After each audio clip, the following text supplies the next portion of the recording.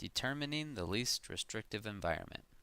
As a future special education teacher, how will I explain the highly misunderstood concept of least restrictive environment to parents and fellow educators?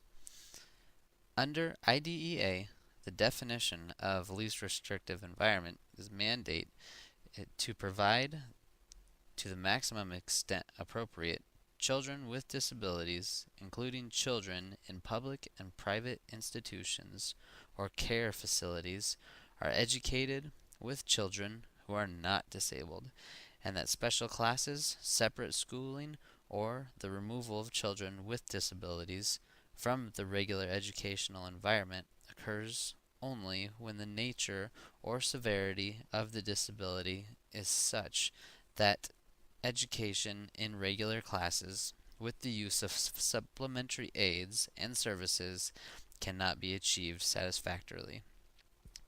In other words, how can I provide the most integrated setting for a student with disabilities where they will benefit the most through an appropriate education? Well, first of all, these decisions are developed by an IEP team through a collaboration of efforts, and depending on the student's needs, will depend on the placement. Some students might only need simple supplementary aids, such as noise canceling headphones, or others may require a much more restrictive setting. For example, 3 years ago, while working with a student with autism, in certain situations would cause him to violently burst out. These situations were very unsafe for other students and hindered the learning environment. The student required a paraprofessional the whole day. 80% of the student's instructional time was spent in a very restrictive environment.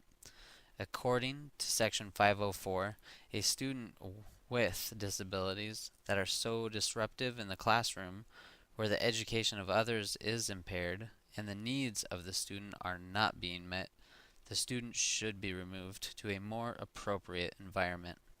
However, IDEA states before removal every supplementary aid and services which can be provided must be provided for the student. This student was an extreme case, but every appropriate opportunity we were given, the paraprofessionals would include him in non-academic or extracurricular activities. It is highly important to integrate students with disabilities in academic and non-academic settings, such as recess, meals, athletics, clubs, and other services. Not only is this required through IDEA, but it also helps the students build relationships and communication skills with their peers. Over time, many cases have been brought to the U.S. courts because of misunderstandings of least restrictive environments. These cases have helped develop standards by which circuit courts and IEP teams should follow when making placement decisions. Rockner versus Walter was one such case where parents thought the student would benefit more with special education services with greater integration and contact with students without disabilities. The courts ruled in favor of the school district and came up with the Rocker test. Rocker test to help determine if services that make the segregated setting more appropriate can be transported to the non-segregated setting. Another somewhat similar situation involved the least restrictive environment and mainstreaming a student with disabilities. However, the court ruled that mainstreaming a student, or this student in particular,